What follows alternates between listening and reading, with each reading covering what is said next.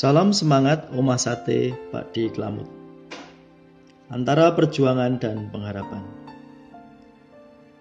Shalom saudaraku yang terkasih di dalam Tuhan Yesus Kristus. Saat ini kita masih dalam situasi pandemi COVID-19. Bulan-bulan ini kembali terjadi peningkatan penularan coronavirus dengan segala varian barunya. Setelah lebih dari setahun kita mengalami pandemi ini, tentu saja sangat berpengaruh dalam perekonomian, skala internasional, nasional, bahkan dalam keluarga kita. Begitu banyak usaha yang terpuruk karena terdampak oleh pandemi ini. Begitu juga dengan dunia pendidikan anak-anak kita yang mengalami pergeseran sistem. Yang semula kita terbiasa dengan tatap muka, sekarang ini sebagian besar masih menggunakan sistem daring untuk menekan laju penularan COVID-19. Tentu saja adaptasi bagi orang tua dan anak-anak kita. Adaptasi pengelolaan waktu, penyediaan peralatan seperti laptop dan gadget, jaringan internet, dan tentu saja semua itu membutuhkan pembiayaan.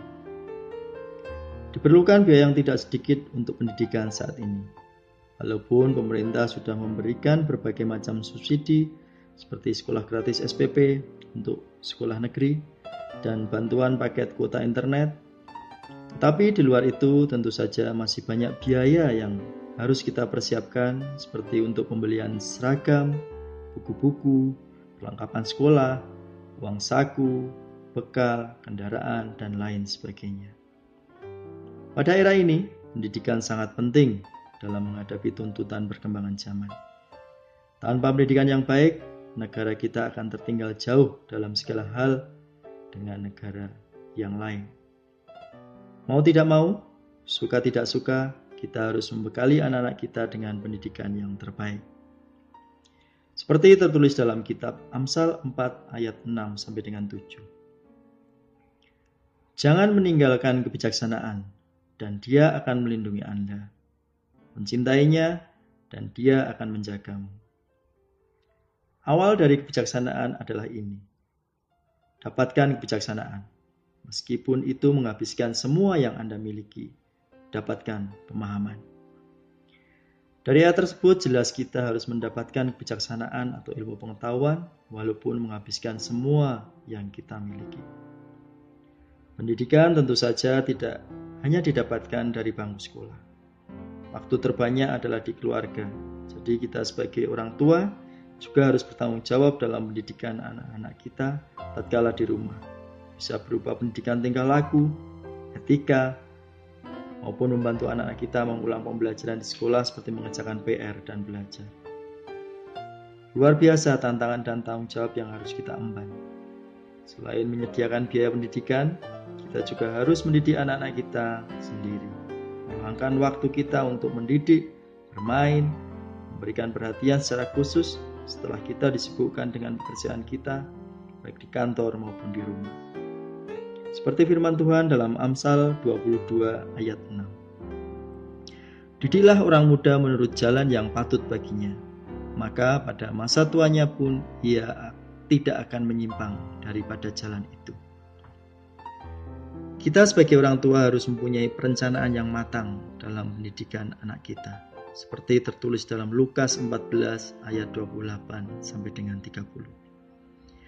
Sebab siapakah di antara kamu yang kalau mau mendirikan sebuah menara tidak duduk dahulu membuat anggaran biayanya? Kalau cukup uangnya untuk menyelesaikannya pekerjaan itu.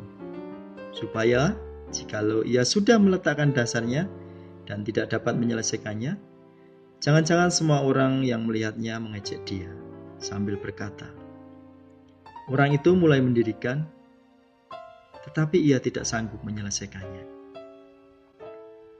Menabung adalah salah satu bentuk aplikatif dari perencanaan yang bisa kita lakukan. Meski jangka waktu tergolong lama, tetapi kita akan mendapatkan keuntungan pada saat itu dibutuhkan. Menghindari gaya hidup konsumtif agar tidak mengganggu perekonomian keluarga. Bekerja dengan giat, rajin, kreatif, dan selalu di jalan Tuhan untuk mendapatkan nafkah bagi keluarga kita.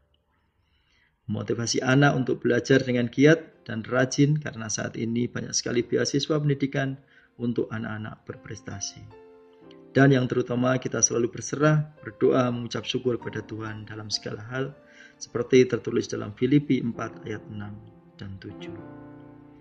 Janganlah hendaknya kamu khawatir tentang apapun juga, tetapi nyatakanlah dalam segala hal keinginanmu kepada Allah dalam doa dan permohonan dengan ucapan syukur. Damai sejahtera Allah yang melampaui segala akal akan memelihara hati dan pikiranmu dalam Kristus Yesus. Amin. Mari kita berdoa. Tuhan Yesus, terima kasih atas firman-Mu saat ini. Tuntun dan berkati kami dalam pekerjaan, pelayanan, dan dalam didik anak-anak kami. Penyertaan-Mu sungguh kami perlukan. Tuhan Yesus, tolonglah kami. Amin.